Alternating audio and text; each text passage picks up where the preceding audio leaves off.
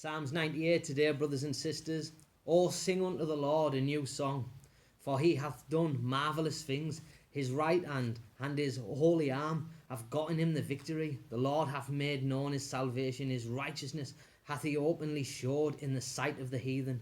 He hath remembered his mercy and his truth toward the house of Israel. All the ends of the earth have seen the salvation of our God. Make a joyful noise unto the Lord, all the earth. Make a loud noise and rejoice and sing praise. Sing unto the Lord with the harp and the voice of a psalm, with trumpets and sound of cornet. Make a joyful noise before the Lord the King. Let the sea roar and the fullness thereof, the world and they that dwell therein. Let the floods clap their hands, let the hills be joyful together before the Lord, for he cometh to judge the earth. With righteousness shall he judge the world, and the people with equity.